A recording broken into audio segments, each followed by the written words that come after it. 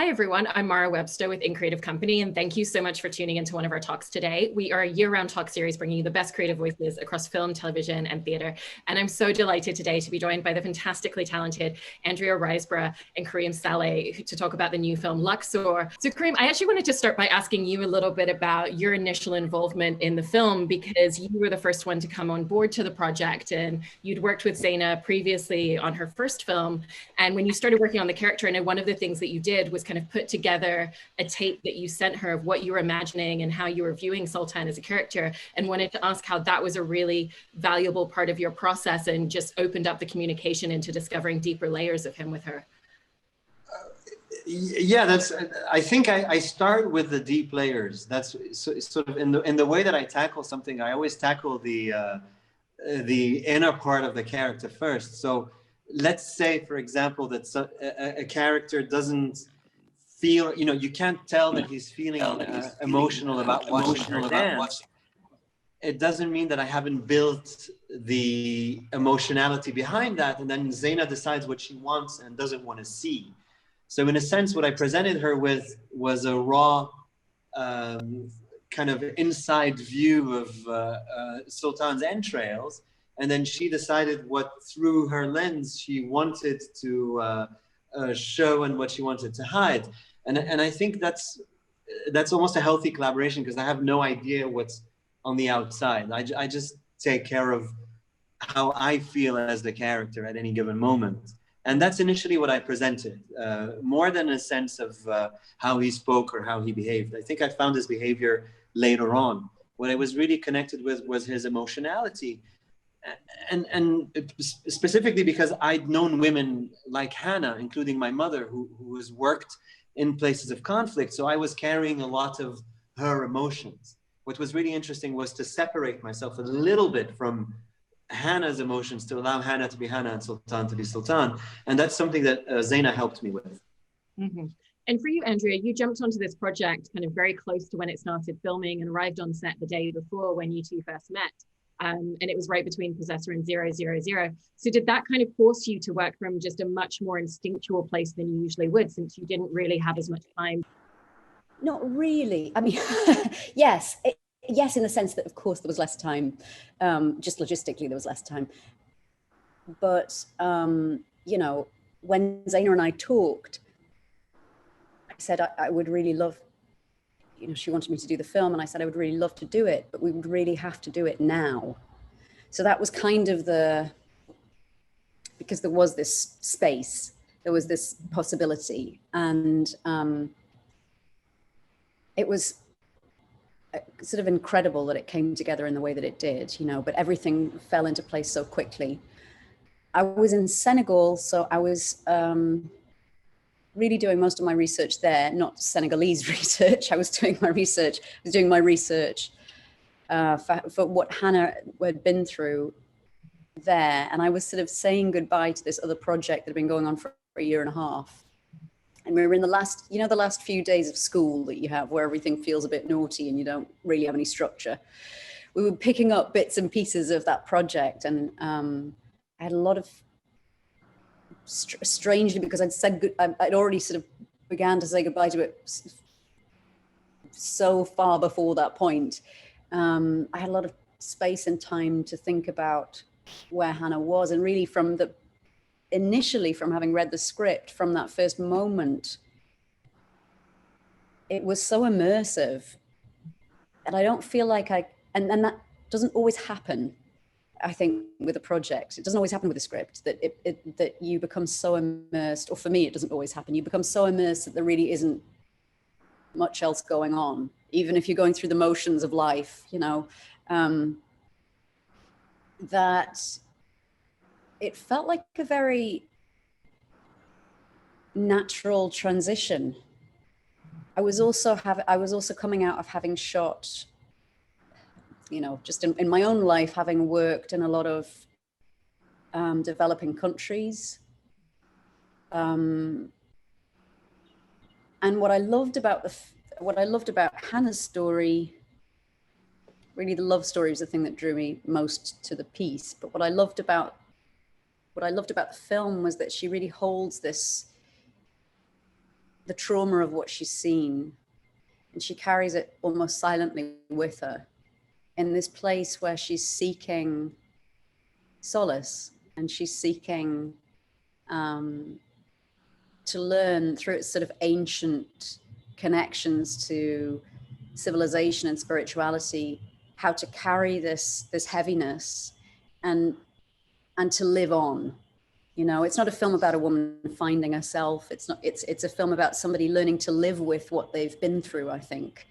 And the place that what I really related to is the place that she went back to was this first love, was this thing that defined her in the love between Hana and Sultan defines, I think both of them, tell me if I'm wrong here, Karim, but I think both of them was so formative for both of them that even as she was on the Jordanian-Syrian border, he was with her in those times. And so to come back to this place that felt familiar, felt like she was regaining a piece of herself. And that was so clear in Zaina's script. Strangely, it didn't feel like there wasn't time. It's also a very timeless place. It's a place sort of outside of time, Luxor, in a sense. Yeah. And Karim, did you find yourself kind of looking to the cues of Andrea's performance a lot? Because a lot of what Sultan is doing is he's very much, it feels like he's holding her energy. He's really giving her the space that she needs, whether it's when they're hanging out at the hotel and he's bringing humor, or when she kind of breaks down in the hotel room, he just kind of quietly and looks after her and gives her what energy-wise. So did you find that Andrea's performance gave you a lot of the cues for knowing what that response and what that energy on your part was going to be? No, I would say entirely. Yeah. And then the stages of it were not to carry too much of her emotion and to be solid enough to be that gentle support for her. And I know I'm repeating something that I said earlier in the beginning, but this is where Zaina really helped me, because, you know, I was obsessed with the idea of portraying masculinity in a way that is so supportive and empathetic that I almost wanted to almost mirror Hana, but that wasn't the point. The point was to be able to entirely be there for her. And I think that that's profoundly what I did, and on many, many levels, you know, and on many levels, and being in Egypt, you know, with Hana, who, when you saw Hana walk around these ruins, was this kind of perfectly fragile, beautiful Caucasian woman walking in those places. My feelings were extremely protective immediately towards that, you know, beautifully delicate creation that was roaming around those ancient ruins. And I wanted nothing more than to be there for her and observe her and leave her alone and be supportive and understand, be in the unspoken with her. One of the things that I love about Zaina's camera work is she makes such beautiful choices in the way that she really just observes you both as characters. You know, there's very kind of slow handheld motions that just kind of slowly, gradually follow you, or really just kind of sit and observe where your characters are at in all of these beautiful spaces. And so I wanted to ask you a little bit about how that impacted a lot of the ways in which you filmed these scenes, and the pacing and the slowness and the quietness that she really allowed both of you to live within through your characters. Well, we actually touched on this the other day when we were all talking, Zaina and Karim and I together, about this. But although there is, you know, so there's, oh, Knives Out. although that's so tranquil, what you're looking at in many ways is so peaceful and tranquil and epic. There was a lot of commotion in terms of what we were dealing with daily, because there are so many tourists in Luxor, all wanting to have that spiritual experience, and all 5 inches away from one another and crammed in together, you know. So there were times when it unfolded in a very easy way, and we managed to get shots that were just kind of, and when that happened, it felt like we'd stolen that piece almost.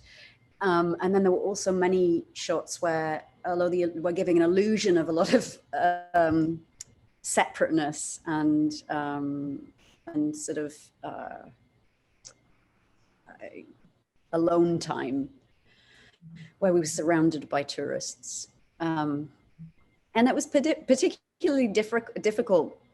I think one of the things that was so wonderful for me in those moments were what was happening between Hana and Sultan, and between Karim and I. The way that he was portraying the masculinity he touched on was so profound and moving, that it felt like, even though there was madness around and we were trying to give the impression of something tranquil, that remained sort of untouched, unscathed, no matter where we were. And that was a really beautiful experience, you know, creatively and personally. And that was kind of that's what grounded us, I think, in those moments of madness. Yeah. And one of the scenes that I spoke specifically about was the scene where they're in the hotel bar, that was originally set up to be a karaoke scene, I believe with Prince's Purple Rain, but when the rights went ahead the night before, it shifted to kind of like an improvisational dance moment. And just wanted to ask you about kind of the genesis of that scene coming together, because it wasn't something that was planned that way for the film. And it's so stunning what it's able to portray about these two characters in that moment. And again, just the camera work and the way that it really just follows Hana as she's kind of moving throughout the room in like almost just one shot. Yes, what people don't see actually in that on the other side of that scene is that Sultan is weeping, watching her dance. I mean, it was, I don't know, Karim, can you, there aren't words. It was so many things, because it was so thrown together in a sense, which was actually perfect, which ended up being exactly the right thing. But also it was the last thing that we ever shot. So we were saying goodbye to this whole process in that moment. And it was very moving for both of us. I mean, you know, I'm doing a crab on the floor, like spinning on my head and stuff. I mean, you know, it's also a drunken moment of complete abandon, but it was a very special scene for both of us, I think. For me, the amount to which I want to carry Hana's emotions, or, you know, my sister nearly died in a blast in Beirut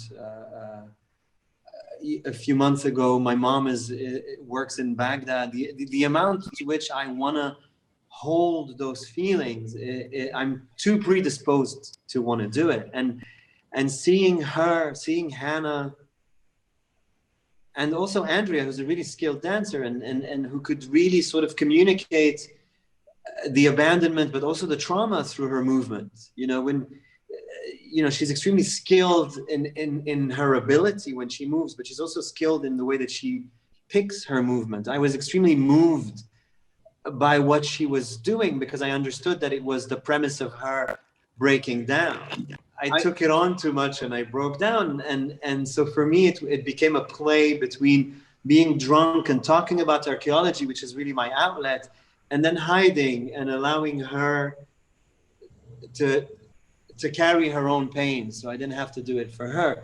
And in that, there was a really interesting lesson. You know, we talk so much about trauma. We talk about trauma as people. We talk about trauma as cultures. We talk about trauma as individuals. And I almost feel like there's almost competition in that. And I think it's really important to let the person who is mourning in real time do their mourning as well. And there's a lot of, it's very supportive sometimes to withdraw. And as difficult as that was for me to learn, it also moved me to learn it. And it was a beautiful experience for me to witness my own pain as embodied by somebody else and not partake in it. Yeah. And Andrea, you know, you were touching on this a little bit before about a lot of the trauma and the experiences that Hana's been through. And one of the things that you do so delicately through your performances, you find those kind of really small, quiet moments where, you know, we see underneath, we see the trauma that she's experienced and the way that it affects her, you know, emotionally, psychologically, even just little details like when she needs to keep the light on at night because of just coming back from a war zone and needing to see everything. I wanted to ask you about what that looked like in terms of just finding those small, quiet moments where you were going to allow it to just seep and bubble up from underneath the surface. I think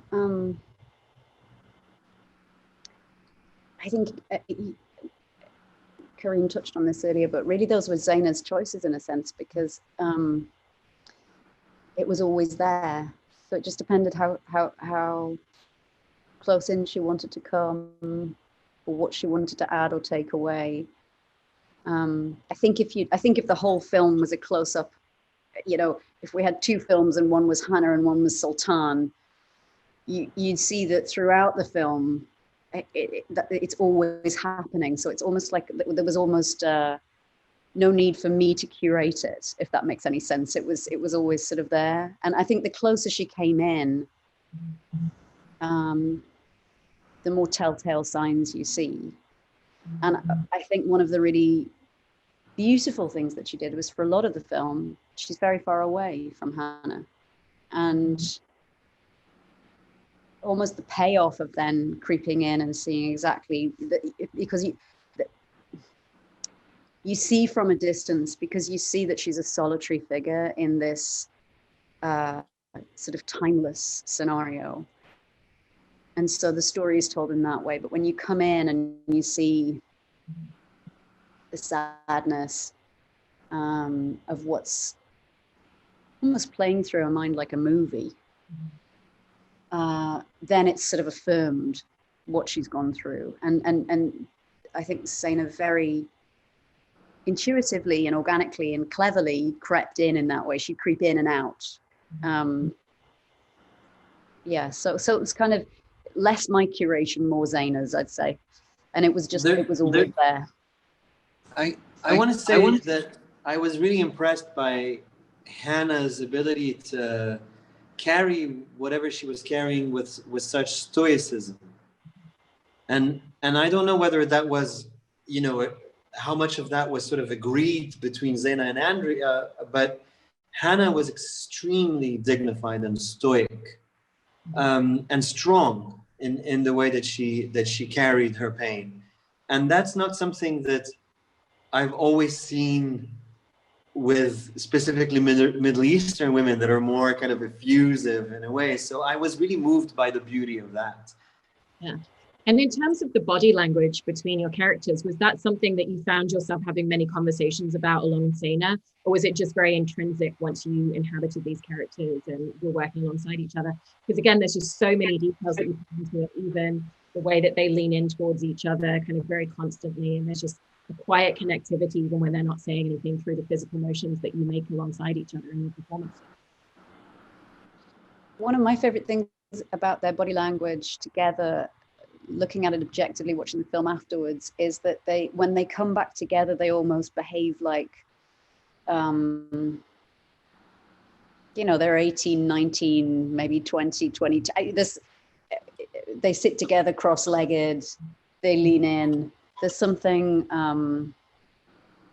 it was completely unspoken and very, very natural. And it's certainly not something we went over and dissected. We certainly talked about their backstory in terms of how long they may have known each other and how they met and all of that. But we didn't then sort of analytically go through how we were going to portray each one of those things physically. And that was just, I mean, that's the pleasure of working with a great actor, you know. I mean, it was so natural. So thank you, Karim. And Karim, I know that part of the research that you did before filming was to speak with a couple of archaeologists and to really understand not just the day-to-day work, but in understanding the emotional connection that they have to these items that they spend so much time and so much care on the detail of. And wanted to ask you a little bit about how that informed a lot of the ways in which you developed and thought about Sultan's emotional connectivity through the world, through the work that he does, the connectivity to these objects, and how that led into his relationships with people around him. Yeah, the fundamental principle that I applied is the idea of pre-materialism, that religion was really a representation of somebody's inner world. The inner world is always the psyche. It's a combination of the conscious, the unconscious, the circumstances, and the unknown. right? So in my embracing the idea that this place, in its unknownness, but also in its presence, is a temple on which one can reflect their inner world, I understood that her and I would be on a voyage, metaphorically along the Nile, but more tangibly, really, it's a voyage in our psyches. She comes to this place because she wants to empty the content of her psyche in a place that can hold it. And I live in this place because I want to lose my psyche in a place that can hold it. So suddenly these two opposing objectives meet in this particular place. And I am brought out of imagination into love and into reality. And she's brought out of reality into healing. And it's the perfect kind of sort of movement towards each other. And it's a very simple principle. You can read it in Jung, you can talk to Salima Ikram about it, you can watch any kind of science fictionized version of what Egyptology is. It's always a projection of the inner world. And really the idea that there's any conclusion to draw from it other than we have a tendency to do that is completely left to the individual. But what I wanted to see in the constellated pantheon of the Egyptians was the ability for us to come together, her through healing and me through coming of age at a late time in my life, like some academics would experience when they've been cocooned too long in their own illusions, Yeah. I also wanted to ask you both about flashback sequences and the lack of them in the film, because Zaina had actually originally flashback sequences, but I think it was the discovery of wigs locally not being very good and not being up to movie standard that led to those not being part of the film, and was curious about whether that kind of led to any shift in terms of the choices that you were making and what you felt a need to really encapsulate in terms of the characters that you're bringing to screen, knowing that then you don't have that backdrop and you don't have that backstory that's going to be there for the audience in any way, or whether it really just didn't matter because of how richly written these characters already are. Well, I love that there are no flashbacks in the film. I mean, there's you can tell so much. I was going to say even through, but I want to say especially through silence, in terms of where somebody's been.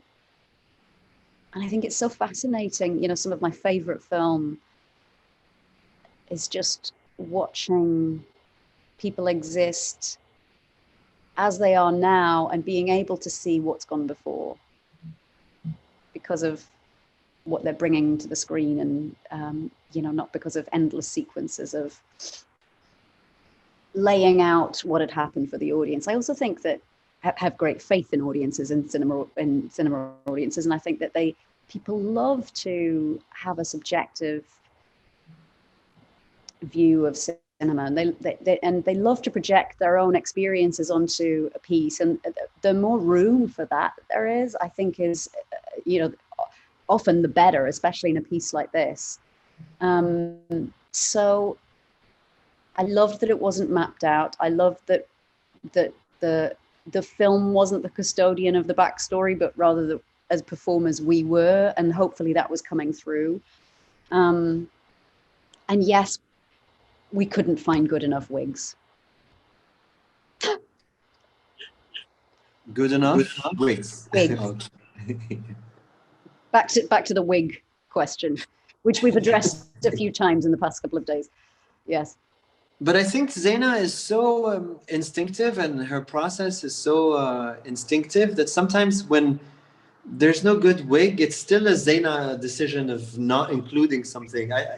That things happened for a reason, and I think that because we're playing this idea of timelessness, by creating a flashback, suddenly you have a relative time and therefore no timelessness, because you're creating a relative. You have two objects, so now you have two things that are relative to each other. The idea, as Andrea described, that the past and the present and the future of their relationship is in the moment, that the moment is pregnant with the possibilities, is what creates that sort of levitation and that timelessness. So I don't know how much of it on Zaina's part, because I'm sure that if she had wanted, she would have fought for those flashbacks. I think she was describing more the process of giving up on them than she was describing the actual decision. And I trust her to have made the right decision, all things considered. Mm-hmm. And finally, I just wanted to ask you both a little bit about, coming into this project and the way in which you work together. It sounds from the way that you've both talked about this project that it was just kind of very instinctive in terms of how you both brought your craft and your approach and your style together, and didn't even really need much conversation with each other to determine where these scenes were going, despite the fact that they are so intense and there's so many quiet moments within the film. And so just wanted to ask you a little bit about the experience of coming into a project where you have that from the scene partner throughout, because it's such a rarity that doesn't always happen, and what the other person really gave you in terms of bringing out the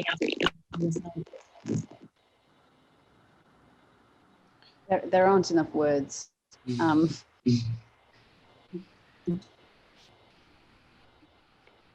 This is a life-changing project for me, and I certainly couldn't have done it without this partnership that Karim and I had and now have. In a sense, perhaps we played our love story out a little too well. Really got into it. We really got into it. But I don't think that there's any substitution. I don't think that you can, I don't think you'll ever be able to recreate with such honesty what we were actually experiencing. I know that's fairly a personal thing for me to say, but it's true. I mean, it would be nonsensical for me to then take all the credit as an actor. When I had somebody in front of me who was presenting this profoundly new incarnation of masculinity that I was so hoping to see in my life and had not yet seen. And really that was the work done, in a sense. So I'm very grateful for that. I mean, everything that Andrea said describes how I felt. I would like to talk about the symptoms a little, because I'm interested in symptoms. I thought that one of, some of the consequences that was happening was that we were so, both of us involved in our work and so both of us involved with each other, is that when we spoke, our languages were layered and pregnant in ways that I cannot describe. Everything was an innuendo of an innuendo of an innuendo. And we're both so professional, and we both like to speak from character and from ourselves at the same time. So I remember experiencing a fantastical resonance between what was going on inside and what was going on outside. And that mirrored the movie as well, in the sense that kind of projection idea was mirrored. So there was a lot of, it became almost too perfect, the parallel between what I was going through, the work that I had done, and the movie in of itself. The other fantastic thing that really is symptomatic of what I was going through on both levels is the fact that everything I remember from back then comes to me almost in a slow motion, like, I think of details, I think of a little bit of hair, or, a little bit of her neck or her hand. It's crazy the way I've integrated the experience in the manner of the film, in a way, because these things started resonating and colliding and resonating and colliding. It was like an echo chamber, and it became almost for me like a psychedelic experience. I remember leaving the set and wanting to stop in Cairo for one night rather than going straight back to LA. And I checked myself into a hotel in Cairo. I was on my bed for 5 or 6 hours looking at the Nile from my window, feeling like I was tripping. And that was because there was such great sort of synergy between reality and fiction that I almost got something that I've always fantasized about. I think when I wanted to be an actor, what I wanted was to have an influence on my reality through something else, through something I could influence, or I could practice, or I could imagine. And in that moment, everything came together for me. And it was really spiritual, transcendental. I don't know, those are the words that I can use, but it shook me to be able to experience something so layered, Yeah. Well, watching your performances in the film, they're so intrinsically beautiful and detailed. And thank you so much for talking so much in depth about the film today with us. Thank you. Thank you. Thanks very much.